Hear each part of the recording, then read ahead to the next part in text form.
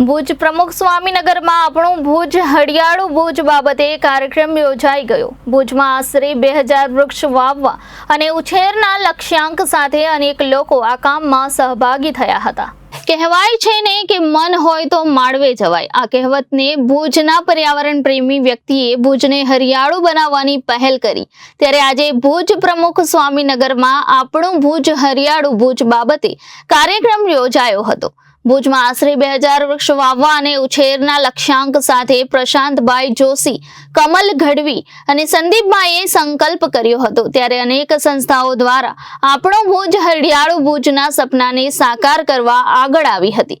કચ્છ મોરબીના સંસદ શ્રી વિનોદભાઈ ચાવડાએ મંચ પરથી માનનીય વડાપ્રધાન નરેન્દ્રભાઈ મોદીનું સૂત્ર એક વૃક્ષ માં કે નામ વાત મૂકતા અનેક લોકો આ કામમાં સહભાગી થયા હતા અને 2000 વૃક્ષ વાવેતર અને જતનનો લક્ષ્ય હતો એ 5000 વૃક્ષ સુધી પહોંચી ગયો હતો। આવો સાંભળીએ પ્રશાંતભાઈ જોશી અને વિનોદભાઈ ચાવડાને। વૃક્ષને ખાલી સાદું વૃક્ષ સમજતા હોઈએ છીએ, પણ વૃક્ષ નથી, વૃક્ષ સંત છે। વૃક્ષ નહીં હોય તો આપણું જીવન ટકાવવું મુશ્કેલ છે। આ વખતેની ગરમીએ આપણે જગાડી દીધા છે। આપણે જાણીએ છીએ કે વૃક્ષ વિના હવે જીવન શક્ય નથી। આપણે એવું સમજતા હતું કે વૃક્ષ ફક્ત ગરમી ઓછી કરે છે અથવા વરસાદ લાવે છે। આ એક એના દેખીતા ફાયદા છે। વૃક્ષ એના સિવાય ખૂબ કરે છે। વૃક્ષને આપણે સંત સમજીએ ને તોય ઓછું છે। પરમાત્મા ઈશ્વર જે ગણીએ એ વૃક્ષમાં છે। વાતાવરણમાં રહેતા ઝેરી તત્વો જેટલા પણ છે ને શોષવાની કેપેસિટી માત્ર એક જીવમાં છે, એ છે વૃક્ષ। બાકી બધા જીવો પ્રદૂષણ કરી શકે છે અને ઝેર ફેલાવી શકે છે। વૃક્ષ માત્ર એક નારાયણ દેવ છે કે જે આ ટોક્સિન્સને લઈ લે છે અને આપણને ચોખ્ખી હવા આપે છે। સાથે સાથે જેટલા બી પંખીડાઓ છે, પશુઓ છે, એ દરેક માટે આવાસ છે। આપણે આપણા ઘરમાં બધા સુખેથી રહીએ છીએ, પણ બારી આવી કારજાર ગરમીમાં વૃક્ષ નહીં હોય તો આપણું કુદરતી ચક્ર સાયકલ નહીં જળવાય। આપણા પશુઓ, પંખીડાઓ, એ લોકોને છાંયડો નહીં મળે, એ લોકોને ઘર નહીં મળે। તો મારી અપીલ છે કે વૃક્ષ ફક્ત વરસાદ માટે અને ગરમી માટે નહીં, વૃક્ષને જીવદયા માટે વાવો।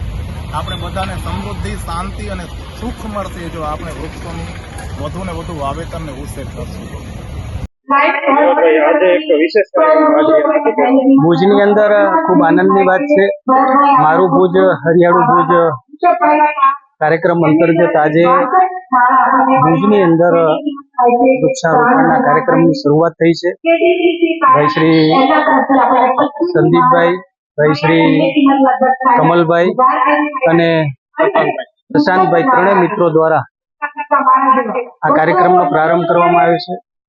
કચ્છ મિત્ર અને અનેક દાતાશ્રીઓ અને સંસ્થાઓના સહયોગથી ભુજની અંદર જેની શરૂઆત થઈ છે, હમણાં આપણે જોયું કે મોટા પ્રમાણમાં વૃક્ષોના વાવેતર માટે અનેક દાતાઓનો સહયોગ મળ્યો।